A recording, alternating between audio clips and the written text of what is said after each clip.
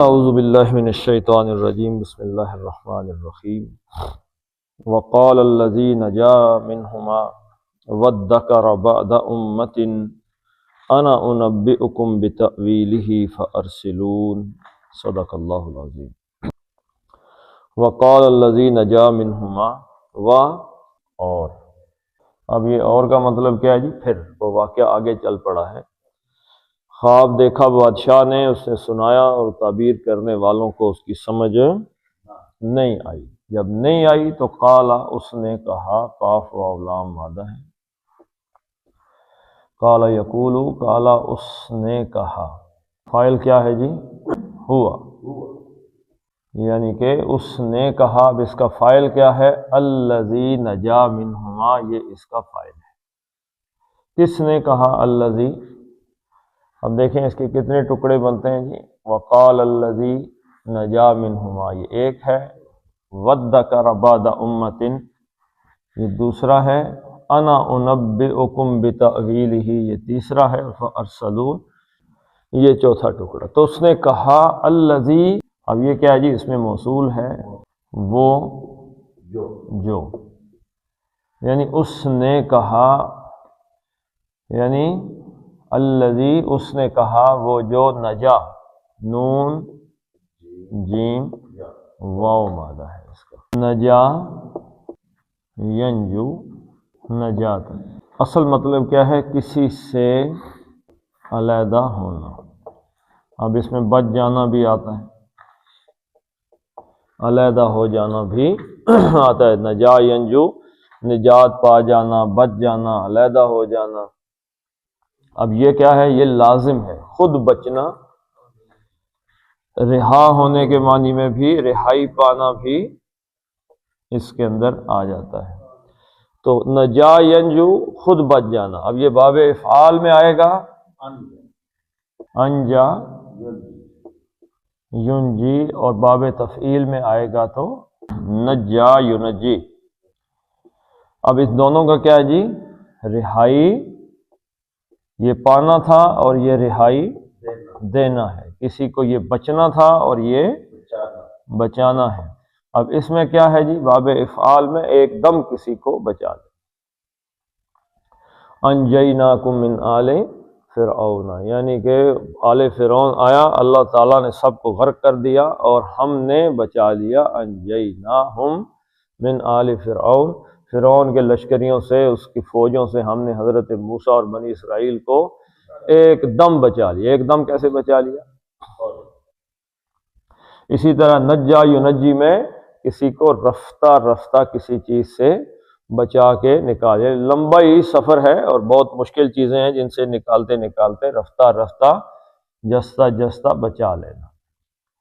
اچھا، یہ باب مفاعلہ میں آتا ہے تو اس کا معنی بدل جاتا ہے، ناجا یناجی۔ اب اس کا جب آپ لکھیں گے مناجا، مناجات کسے کہتے ہیں؟ مناجات کہتے ہیں ریکویسٹ کرنے، لیکن اب کیونکہ اس کے اندر ایک علیحدگی کا، تنہائی کا مفہوم ہے، تو علیحدہ کر کے کسی کے سامنے ریکویسٹ کرنی، دعا کرنی، التجائیں کرنی، اور اس میں سرگوشی کا مفہوم بھی آتا ہے۔ یہ نجاتن نجاتن ہے، اور اس کا ایک اور مصدر بھی ہے نجا ینجو کا، وہ ہے نجوہ۔ نجوہ کس چیز کو کہتے ہیں جی؟ سرگوشی کرنے کو نجوہ کہتے ہیں، کسی کے سامنے، کسی کے کان میں جا کے سرگوشی۔ یہ اس میں بھی کیا مفہوم ہے؟ علیحدگی کا، یعنی باقیوں سے ہٹ کے کوئی آدمی جا کے کسی کے کان میں کوئی بات کہتا ہے تو یہ نجوہ ہے۔ اور ناجا یناجی مناجا، اس کا کیا مطلب ہے جی؟ کہ دو بندوں کا، یعنی سرگوشیاں کرنا، سرگوشیاں، اور سرگوشیوں کے اندر ایک التجا کا مفہوم بھی آ جاتا ہے۔ اب اس میں ایک تناجا باب تفاعل سے بھی آتا ہے، اور باب استفعال سے تو ہم استعمال کرتے ہیں اس کو۔ استنجا کا لفظ جو ہے کس چیز کو کہتے ہیں جی؟ رفع حاجت کرنے کے لیے علیحدہ جگہ تلاش کرنی۔ یہ جو الف سین تے آگے شروع میں، اس کا کیا مطلب ہوتا ہے؟ طلب، خواہش کرنا کسی چیز کا، کسی چیز کو تلاش کرنا۔ یہ کیا تلاش کر رہا ہے؟ نجا ینجو، علیحدگی تلاش کر رہا ہے۔ کس لیے؟ رفع حاجت کرنے کی۔ اللہ کے نبی صلی اللہ علیہ وسلم کے بارے میں کیا آتا ہے کہ آپ جب رفع حاجت کرتے تو اتنے دور جاتے کہ نظروں سے اوجل ہو جائے۔ تو یہ باب ثلاثی مجرد کا ہی ہے، نجا ینجو، نجا اس نے نجات پائی، رہائی پائی، وہ علیحدہ ہو گیا، یعنی مرنے والوں میں شامل نہیں ہوا۔ الذی، وہ جو نجا، اب الذی جس نے نجات پائی یا رہائی پائی، کن میں سے؟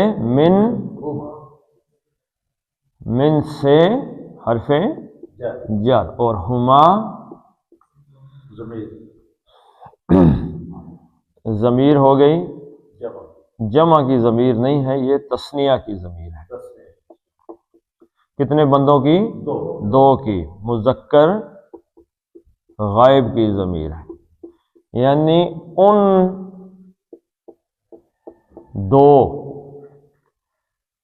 مذکر من میں سے نجا جس نے رہائی پائی، کالا اس نے کہا، یعنی ان دونوں میں سے کون سے دو جی؟ ایک وہ جس نے خواب دیکھا کہ پرندے میرے سر سے کھا رہے ہیں، حضرت یوسف علیہ السلام نے فرمایا تم تو چڑھ گئے سولی پہ۔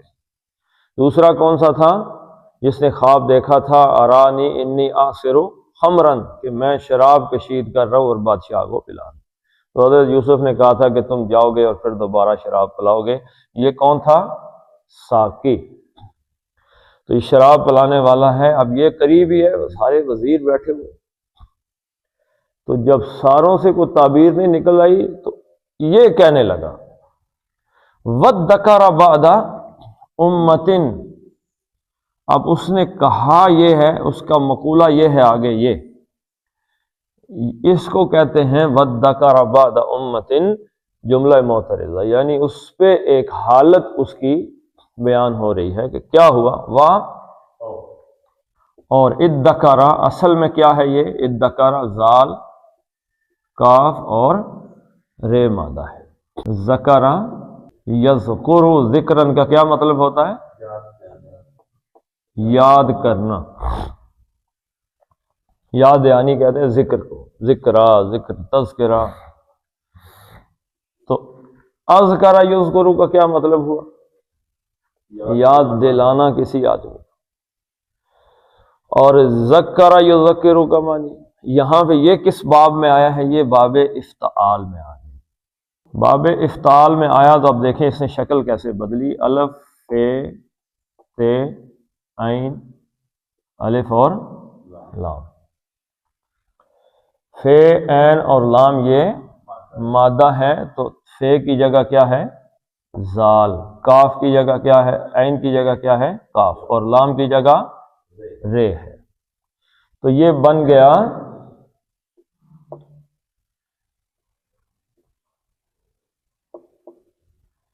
استقر یستقر اذتقارن، استقار، استقار بن گیا، افتعال سے کیا بن گیا؟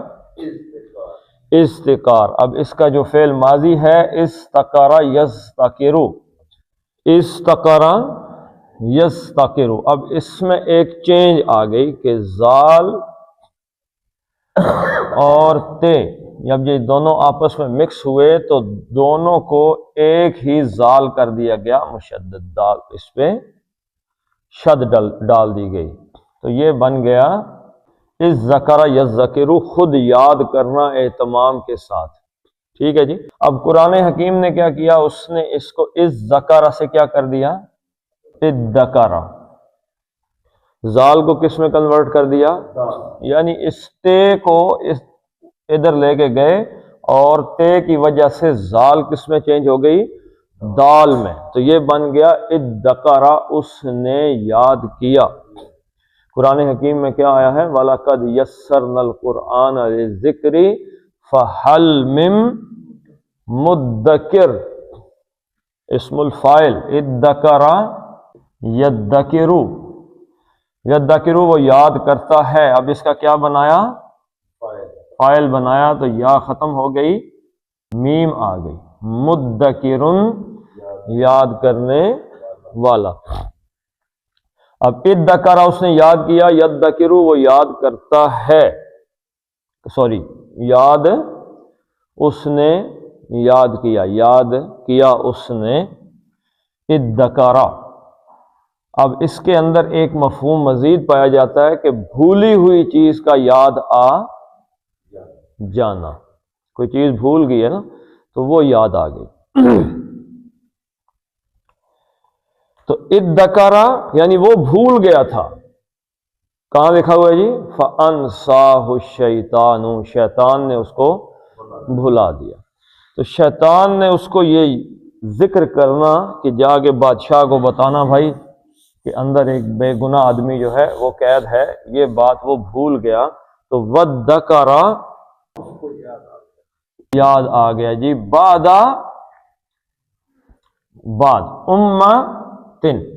امتن کا کیا مادہ ہے؟ الف میم اور میم۔ کس کو کہتے ہیں؟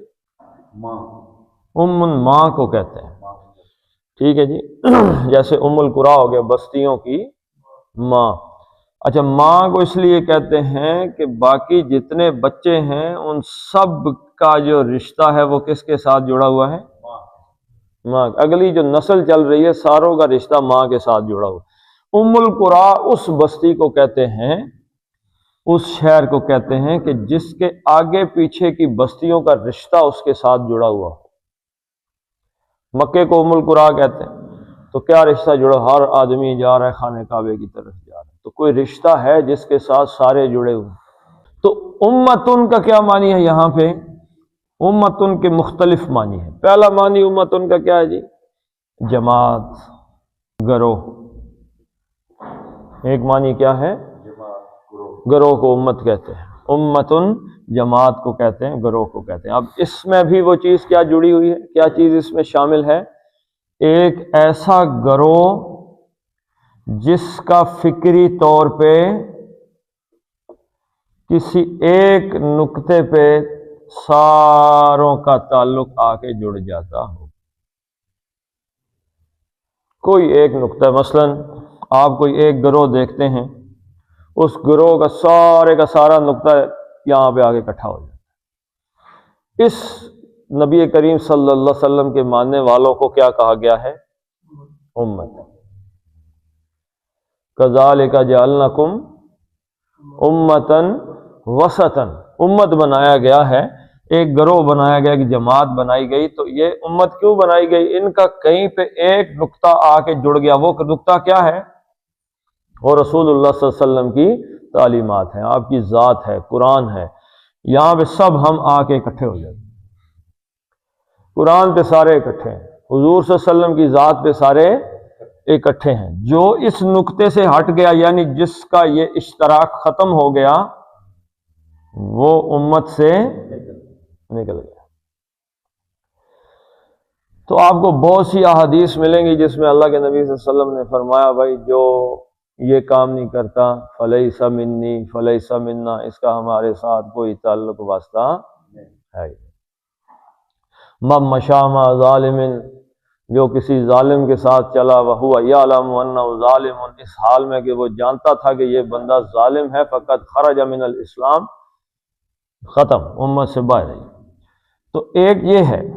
دوسرا، اب اس کا ایک معنی یہ بھی لیا گیا ہے کہ وہ زمانہ، وہ دور جو کسی گروہ کے ساتھ منسوب ہو، اس کو بھی ایک امت کہہ دیا گیا ہے۔ اب دیکھیں اللہ تعالیٰ نے قرآن حکیم میں مختلف چیزوں کی جو سپیسیز ہیں ان کے لیے بھی امت کا لفظ، امم کا لفظ استعمال کیا ہے۔ تو پرندے ہیں، ان کا انداز بالکل ڈیفرنٹ ہے۔ پرندے کیا کرتے ہیں جی؟ کچھ آپ نے کبھی دیکھا ہو کسی پرندے نے کوئی چیز سٹور کی ہو کبھی، کل کے دانے کبھی کسی پرندے نے اسٹور کیے؟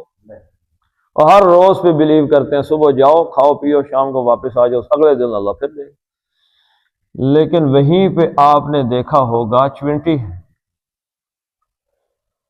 اسی جگہ پہ آپ نے دیکھا ہے شہد کی مکھی ہے، یہ کیا کرتے ہیں؟ یہ سٹور کرتے ہیں۔ چونٹیاں آپ ہر وقت سٹوریج پہ لگی رہتی ہیں، جب بھی دیکھیں باہر جا رہی ہیں اناج لے کے اندر، پھر واپس جاؤ پھر واپس، پھر جاؤ پھر آؤ، پھر جاؤ پھر آؤ۔ شہد کی مکھی بھی ہر وقت کیا کر رہی ہے؟ سٹور کر، شہد اکٹھا کر رہی ہے وغیرہ۔ تو یہ ایک علیحدہ امت ہے، علیحدہ جماعت، اس کا فکر علیحدہ ہے، اس کا خیال علیحدہ ہے، پرندے ہیں، کبوتر ہے، چڑیا ہے، ان کی زندگی گزارنے کا سٹائل ان کا اپنا علیحدہ ہے۔ تو اسی طریقے سے دنیا کے اندر جو انسان بستے ہیں ان کا اپنا سٹائل ہے، اور جو نبی کریم صلی اللہ علیہ وسلم کی امت ہے اس کا انداز خاص ہے، ترکیب میں قوم رسول ہاشمی، یہ علیحدہ ہے۔ چلیں وہ چلا گیا۔ ایک زمانہ، ایک دور ہے، اس کو بھی امت کہتے ہیں۔ تو ایک گروہ کا زمانہ، یعنی جو امت آئی، ویسے تو یہ 50 سال کے لیے استعمال ہوتا ہے کم از کم جب امت کا لفظ آتا ہے، لیکن پھر طویل کے معنی میں بھی لے لیا جاتا ہے۔ تو یاد آ گیا اس کو ایک امتن مدت طویل کے بعد۔ اب مدت طویل کو آپ کس چیز کے ساتھ جوڑیں گے جی؟ بدع سنین کے ساتھ۔ بدع کا کیا معنی تھا؟ 3 سے لے کے 9 تک۔ اب جب طویل مدت آئی تو کدھر چلی گئی؟ 9 سال۔ زیادہ عرصہ حضرت یوسف علیہ السلام جیل میں رہے تھے، تو وَذَّكَرَ بَعْدَ أُمَّةٍ، تو ایک طویل مدت کے بعد اسے یہ بات یاد آ گئی۔ 9 ہے، 7 ہے، 6 ہے، 8 ہے، کتنے سال اللہ ہی جانتا ہے۔ وَقَالَ الَّذِي نَجَا مِنْهُمَا وَذَّكَرَ بَعْدَ أُمَّةٍ، اسے یاد آ گیا ایک مدت کے بعد۔ قال، اب یہ مقولہ ہے اس کا جو اس نے کہا، انا، میں، انا کیا جی؟ ضمیر، کون سی ضمیر ہے؟ واحد متکلم کی ضمیر ہے، مرفوع ضمیر ہے۔ انا، میں، انبئکم، نون بے، حمزہ مادہ ہے، نبا ینبو، نبا ینبو نہیں ہے، یہ نبا ینبعو ہے، یہ نبا ینبعو۔ نبا ینبو اور نبا ینبعو میں کیا فرق ہے؟ ایک ہے نبا ینبعو، اس کا مطلب ہے خبر دینا۔ نبا ینبعو کا کیا مطلب ہے؟ خبر دینا، نبا ینبعو۔ ایک ہے نبا ینبو، اس کا مطلب ہے بلند ہونا، اس کا خبر سے کوئی تعلق نہیں۔ اب ہمارے لوگ لوگوں کو پاگل کیسے بناتے ہیں؟ یہ ہے خبر دینا، نبا ینبو، انبا، نبا، نبا ینبو بلند ہونا۔ اس سے فعیل ان کا جب وزن آتا ہے نا صفت مشبہ کا، تو یہ بن جاتا ہے، اب یہ دیکھیں، فے این یہ لام، فعیل۔ اب نون فے کی جگہ نون، این کی جگہ بے، پھر یہ، اور لام کی جگہ پھر یہ، نبی، تو کیا بن گیا؟ نبی۔ نبی کا لفظ استعمال کرتے ہیں، نبی، نبی، رسول۔ تو نبی کا مطلب ہے جو بہت بلندی والا ہو، جس کی ذات میں بلندی ہو، باقیوں سب سے جو رتبے میں، مرتبے میں، ذات میں، عہدے میں بلند ہے، وہ نبی ہے۔ اب اس کو ہم کیا کر رہے ہیں، ہمارے لوگ کیا کر رہے ہیں، اس مادے نبا ینبو کو اٹھا کے کدھر لے کے جا رہے ہیں؟ نبا ینبو میں۔ یہ نبی غیب کی خبریں دینے والا، نبی کا مطلب غیب کی خبریں دینے والا نہیں ہے۔ یہ علیحدہ بات ہے کہ حضور صلی اللہ علیہ وسلم کے پاس اللہ کی طرف سے غیب ہے۔ تو نبا ینبعو، خبر دینا۔ اب یہ باب تفعیل میں گیا تو کیا بن گیا جی؟ نبا ینبئ تنبیئا، کسی کو رفتہ رفتہ مکمل بات بتا دینی، مکمل بتا دینا، جتا دینا۔ یعنی کسی کو بندہ کہو مجھے بتاؤ میں تمہیں بتاتا ہوں، تو اس نے کیا کہا؟ نبأ ینبئ، نبأ اس نے خبر دی، اس نے بتایا، ینبئ وہ بتاتا ہے، تنبئ تنبئ تم بتاتے ہو، اور انبئ انبئ میں بتاتا ہوں یا میں بتاؤں گا، انا میں، انبئ میں بتاؤں گا۔ اب اس کے فعل ہے، یہ فعل کے ساتھ جب ضمیر آتی ہے تو ضمیر کیا بن گئی؟ مفعول بن گئی، کم تم سب کو کہاں سے آیا جی؟ مفعول کی وجہ سے۔ انا انبئکم میں تمہیں بتا دوں گا، بتاتا ہوں، بتأویلہ یہ با جو ہے کس کے بارے میں؟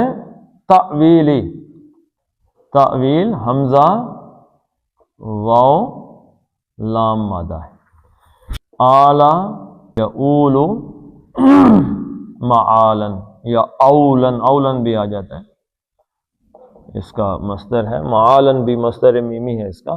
آلا یعول کا کیا مطلب ہے؟ اصل کی طرف خود لوٹنا، آلا یعول۔ یہ جو آل کا لفظ استعمال ہوتا ہے نا جی، آل فرعون، آل رسول، اب اس میں کیا ہے؟ پیروکار، جن کا ہر عمل کدھر جاتا ہو؟ اصل کی طرف لوٹ جاتا ہو، کسی کی طرف، مثلا فرعون ہے، آل فرعون کا لفظ قرآن حکیم میں استعمال ہوا، اس آل فرعون مراد اس کے جو فوجی ہیں، اس کے لشکری یا اس کے ماننے والے، ان کا ہر عمل کس کے حکم کی طرف چلا جاتا ہے؟ ان کی ہر پیروکاری ان کی چلی جائے، ہر بات میں کس کی طرف رجوع کر رہے ہیں؟ فرعون کی طرف لوٹ رہے ہیں، ہر عمل میں لوٹ رہے ہیں، ہر فکر میں فرعون کی طرف، وہ آل فرعون ہے۔ تو آل رسول، اللہم صلی علی محمد وعلی آل محمد، اب اس میں دونوں آ جائیں گے، ایک وہ کہ جو نسبی طور پہ لوٹ جائیں، نسب لوٹاؤ کسی آدمی کا، یہ اس کا بیٹا، اس کا بیٹا، اس کا، لوٹ کے واپس پلٹ جائے کس طرف؟ حضور آل محمد صلی اللہ علیہ وسلم میں کون آتے ہیں جی؟ ایک تو آتے ہیں نسبی، جن کا نسب پلٹتا ہو، فلاں بن فلاں بن فلاں بن فلاں بن فلاں بن فلاں، تو حضور صلی اللہ علیہ وسلم تک چلا گیا، یا جن کا عمل لوٹتا ہو حضور صلی اللہ علیہ وسلم کی طرف، حضور کے نسب سے تو نہیں ہے، خون سے تو نہیں ہے، لیکن نماز پڑھنے لگے ہیں، چلو جی یہ عمل لوٹاؤ، روزہ رکھنے لگے ہیں، کاروبار کرنے لگے ہیں، اللہ کے رسول نے کاروبار نہیں کیا ہے نا کاروبار، تو سچ بولنا، وعدہ خلافی نہیں کرنا، ہر عمل کس طرف پلٹ رہا ہے؟ تو وہ بھی آل کے اندر شمار ہو جائیں گے، جن کا عمل پلٹ کے چلا جائے، جن کا نسب پلٹ کے چلا گیا، لیکن نسب پلٹ کے چلا گیا تھا حضرت نوح کے بیٹے کا بھی، وہ آل نوح میں سے نہیں تھا، اللہ تعالیٰ نے کہا لیس من اہلک، نکالی تھی۔ تو اگر کوئی نسبی طور پہ آج حضور صلی اللہ علیہ وسلم کے نسب کی طرف پلٹ رہا ہے، لیکن عملی طور پہ حضور صلی اللہ علیہ وسلم کا پیروکار نہیں ہے، تو اللہ کے نبی صلی اللہ علیہ وسلم کے فرمان کے مطابق فقط نسب اسے کوئی فائدہ دینے والا نہیں۔ تو آل کا مطلب کیا ہے جی؟ پلٹنا، اور یہ جب باب تفعیل میں جائے گا تو یہ بن جائے گا اولا یؤول تأویلا، کسی چیز کو اصل کی طرف لوٹانا۔ تو تعویل کا مطلب کیا ہو گیا؟